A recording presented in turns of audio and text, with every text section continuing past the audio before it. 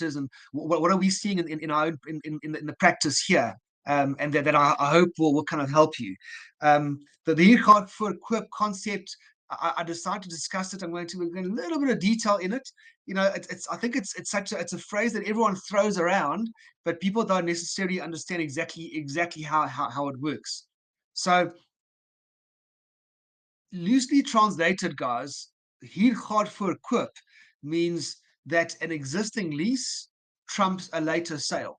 So in other words, if I'm a tenant in a property and my landlord sells the property, then my lease stands stronger than the sale. So notwithstanding the fact that the property has been sold from a seller to a purchaser, my lease stays in my lease stays in place.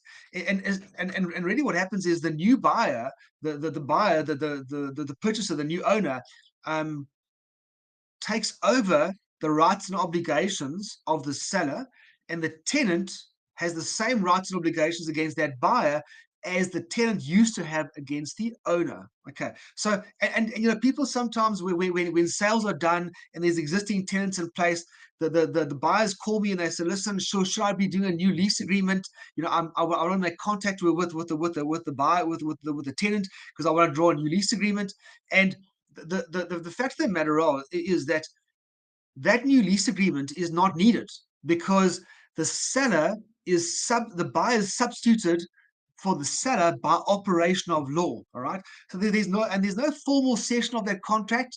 There's nothing further is actually required. There's no new lease agreement signed. There's no session required. The landlord and the seller and the buyer are substituted for each other by operation of law, and it should actually just continue. And I know that's a little bit disconcerting for some people. There's nothing wrong with actually signing a new lease agreement. You can. So if I'm the buyer, I can go to the tenant and I can say, listen, I bought this property. You're the tenant. I respect those rights. I'd like to sign a new lease agreement with you. Let's go ahead and sign a new lease agreement from this date for another year. And if the tenant's agreeable, well, there's nothing wrong with that. That can happen, and that simply goes ahead. All right. So, but there is a bit more detail to the maxim Hiergaard voor Koop. Then first meets the eye. And I just want to run through a few of these ideas. So the general principle here is that the principle of Hiergaard voor Koop results in a transfer of rights which relate to the immediate relationship between the landlord and the tenant. Not every single right is going to be transferred, but from the seller to the purchaser. So the maximum is actually limited in its application, and not all the rights and obligations are passed, and not all the rights and obligations in the lease agreement are actually transferred. So, for example, and you know, when we talk about mortgage bonds, right? This is an exception. A mortgage bond is a real right, and when the mortgage bond is registered against the property, okay, in the deeds office, the rights of the mortgage bond is stronger than the rights of the tenant. So the Hiergaard voor Koop maxim does not trump a mortgage bond. So, for example, if you look at the scenario where the owner of the property rents the property to a tenant, the owner of the property has a bond over the property, they don't pay the bond, and the bank forecloses on the property. All right. Generally speaking, what's going to happen is when that property is sold in auction, the sheriff must try and sell the property subject to the existing lease in place.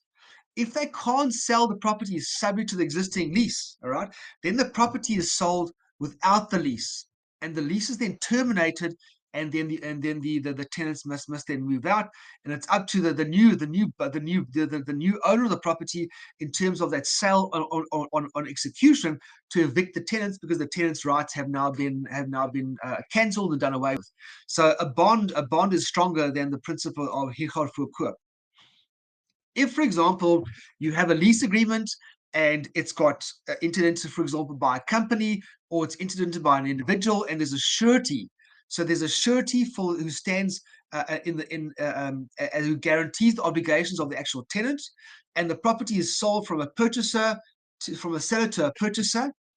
The surety remains bound So in other words, once the buyer takes transfer of the property from the seller and Hirchard voor koop takes place, and the buyer assumes the rights and obligations of the seller, if there's a tenant, if there's a surety and the tenant doesn't pay the rent, well then the purchaser can sue the sureties, and those rights then continue to exist.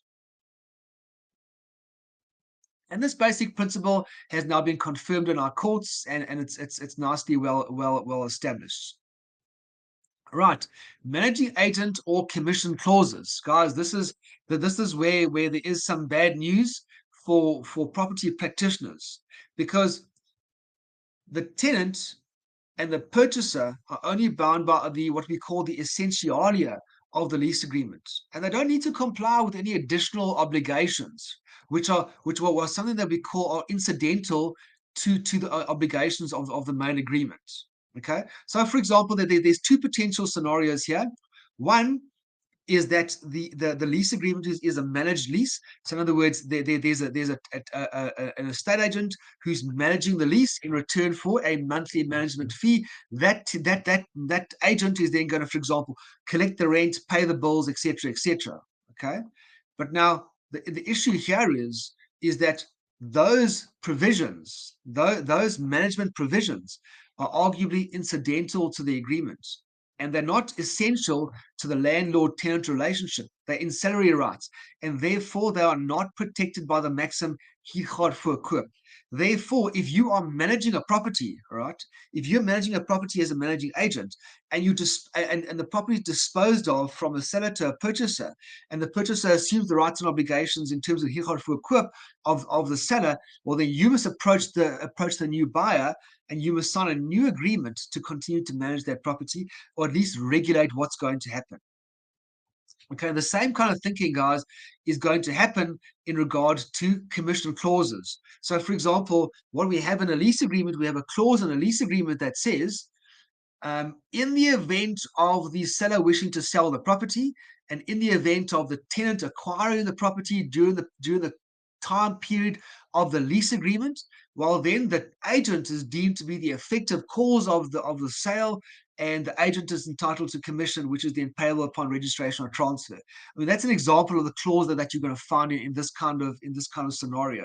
So what happens here is you have seller sells the property to a purchaser. The purchaser now becomes the landlord and now stands in for the seller in terms of that lease agreement.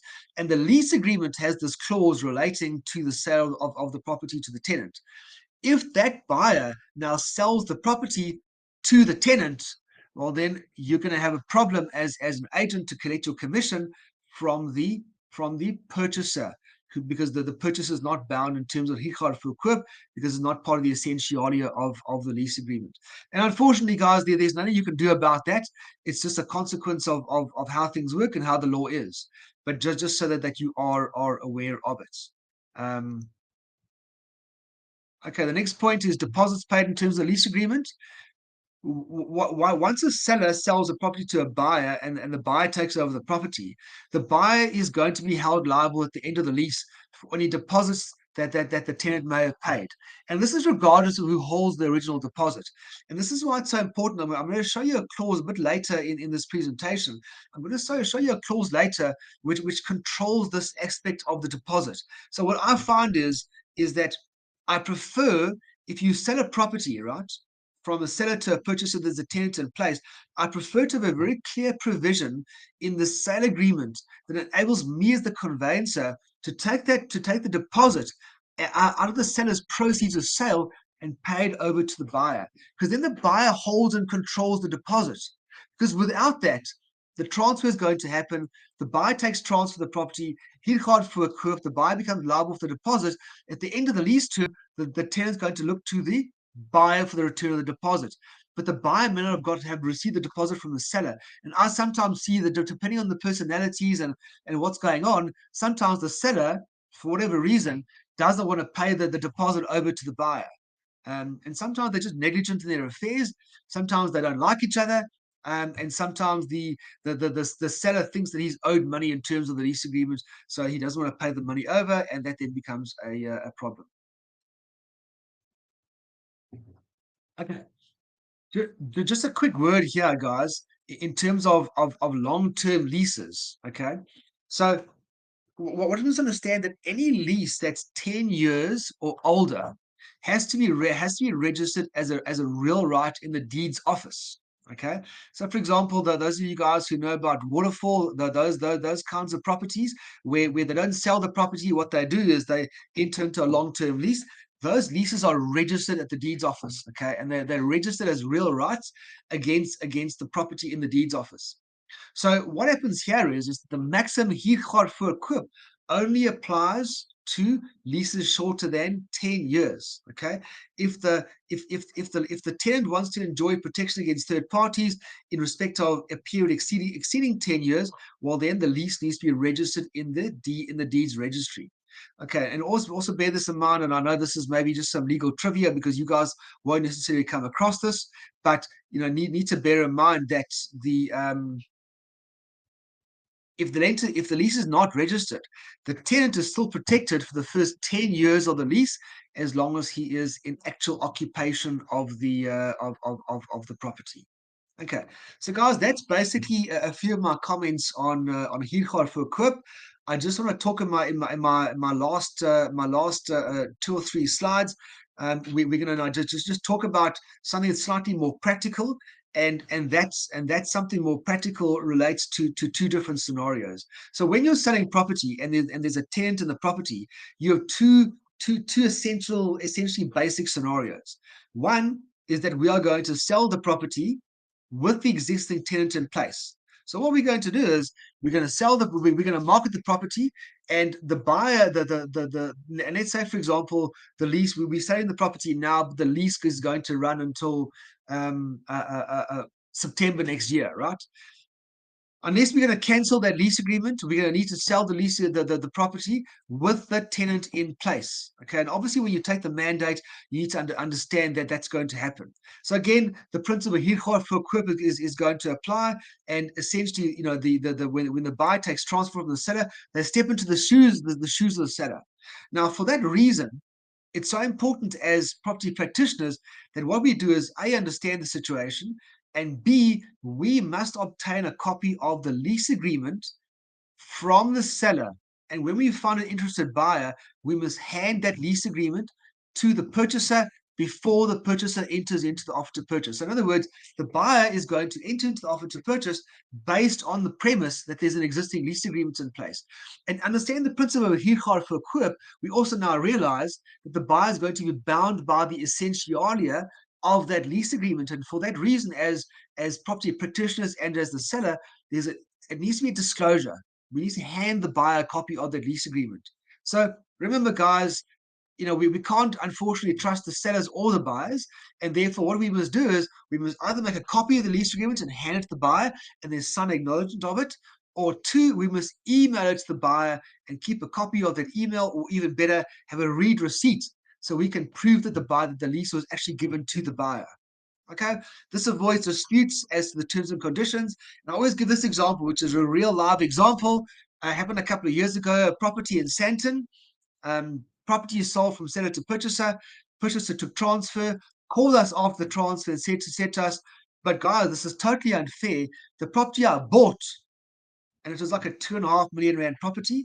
The property I bought has a 3-year lease, and I think the rental was about 10,000 rand a month.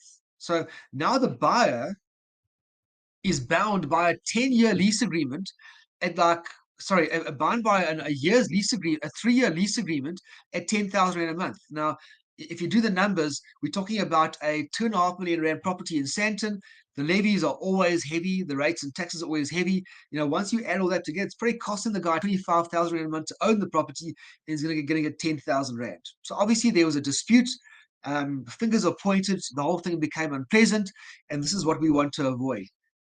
Guys, the other question that of course arises is what happens if there's no written lease agreement? Because remember, in our law, there doesn't have to be a written lease agreement. Verbal lease agreements are completely legal and they're binding. The problem with the verbal lease agreements is that they've got no certainty to them. So what I would suggest we do is, if there's no written lease agreement, what we want to do is have the seller give us the terms of the verbal lease agreement, and at least have an email exchange, or let the buyer sign something to confirm what the essential terms of the lease agreement are. Now we're talking real essentialia. How long is the lease? How long is it valid for? Is it a fixed term lease? Is it on a month by month basis? What additional utilities the buyer must the tenant pay for? Just so that we understand, we can pass that information on to our buyer, and they understand what it is that they're buying. Guys, don't take for granted that the people you're dealing with are going to understand the importance of any of this. Your buyer is not necessarily going to understand the importance of getting this information. And unfortunately, when they take transfer of the property and then start asking questions, that's when the problem arises, because that's when they're going to look at you and say, but hold on, you sold me the property. You're the property professional. Please, will you must take no responsibility for the problems I have.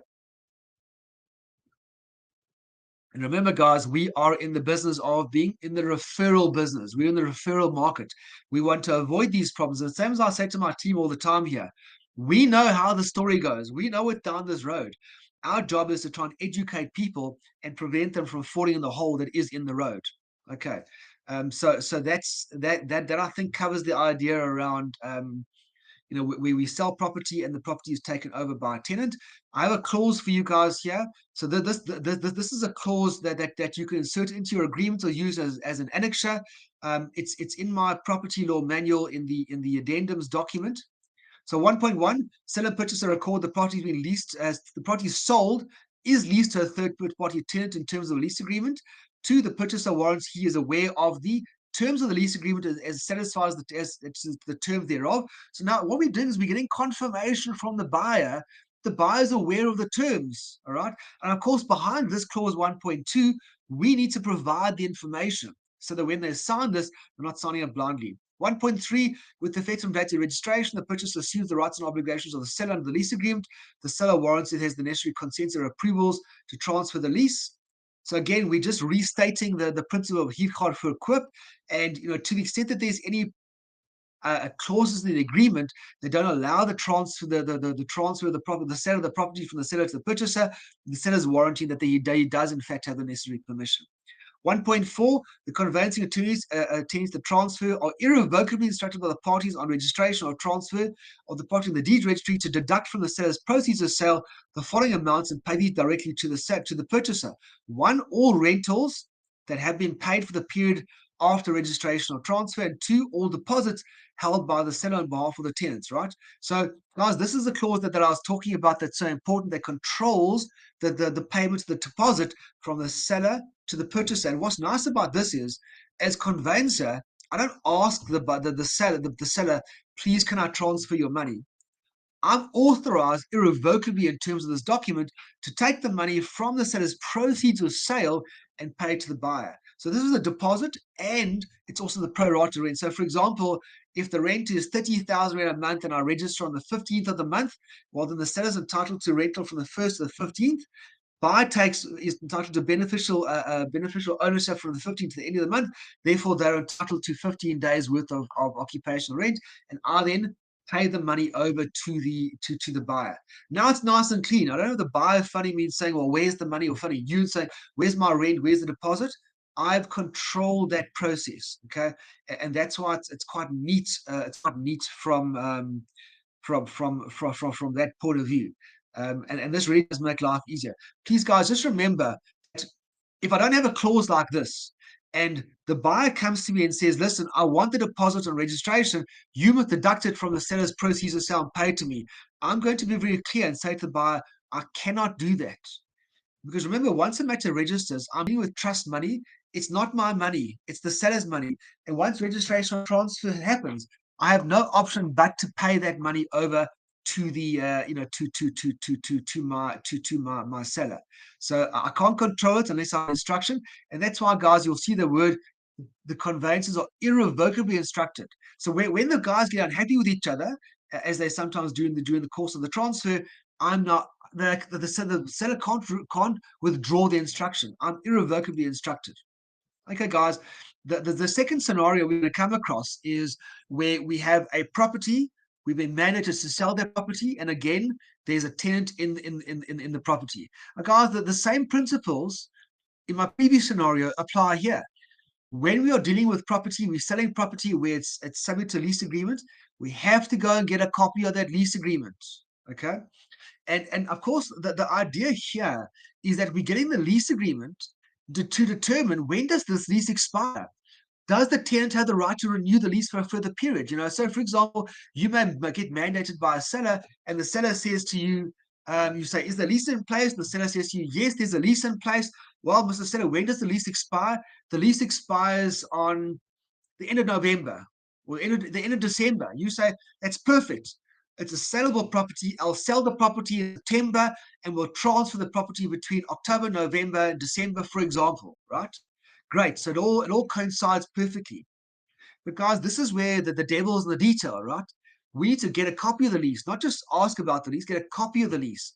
You can bring the lease to me. I will read the lease for you, because often in these lease agreements, there's a right to renew the lease. So what I'm avoid here is a scenario whereby you sell the property, tell everyone not to worry, that the buyer can have occupation at the end of December because the tenant will be moving out, and then in November the tenant exercises his right to renew the lease and renews the lease until December 2023. Now remember, hier gaat verkoop. The lease trumps the sale. Now we sit in a scenario where we sold the property, but the tenant has the right to live in the property until the end of the year, end of next year, but the buyer wants to move in.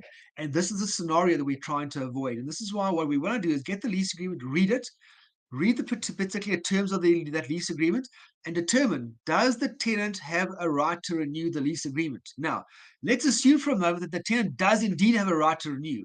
What must we do? Well, we must now drop an addendum to the lease agreement between the lessor, the seller is lessor, and the tenant, whereby we ask the tenant to agree that there is no longer a right to renew, and that this lease will indeed end at the end of December, or in case we don't sell the property, will continue on a month-by-month basis. So assuming the tenant agrees, we can sign the addendum. Now we can go and sell the property. If the tenant doesn't agree, well, we must rethink our strategy, because hier gaat verkoop, tenant's rights are stronger. We can't force the tenant out. What we now need to do is change gears, sell the property on the basis that we're going to have the tenant remain in occupation of the property. Okay, so that's just something to be aware of, guys. I do also find scenarios where the buyer wants to buy the property, he wants to move in, but there's a tenant. And because people have heard these horror stories about tenants not moving out, we have a scenario where the buyer says, I really want to buy this property, but I only want to buy it if I'm certain that the tenant's going to move out. Right? I don't want to buy the property and have the risk of the tenant doesn't move out.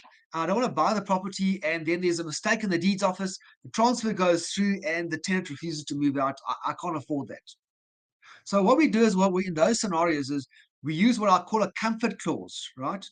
And the comfort clause is a clause whereby we recognize that there's a lease in place, the tenant's entitled to the buyer's entitled to vacant occupation, and what's going to happen is the conveyancers are instructed not to register until such time as the tenant has vacated.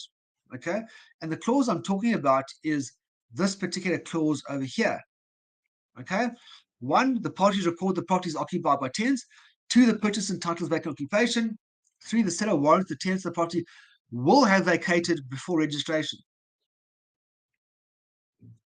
Now, the conveyancers are instructed not to register the transfer of the property in the deeds registry until such time as the purchaser and or the agent have confirmed in writing to the conveyancing attorneys that the tenants have vacated the property.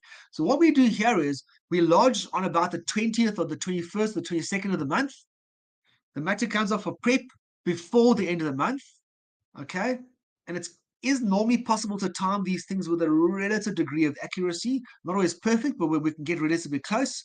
And now we have a scenario whereby the property comes up on prep, and the first of the month comes on, the tenant must move out.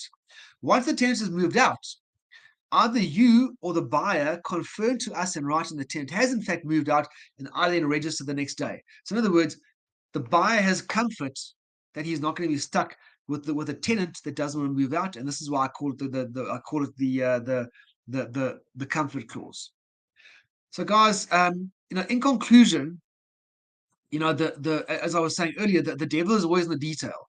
So one really needs to be on your toes, get the right information when you are selling property that is subject to a lease agreement, and just make sure that you don't have a scenario whereby insufficient information is given to your buyers, or you have a scenario where your buyers are feeling comfortable with the transfer and then you don't get the transfer through because of that scenario.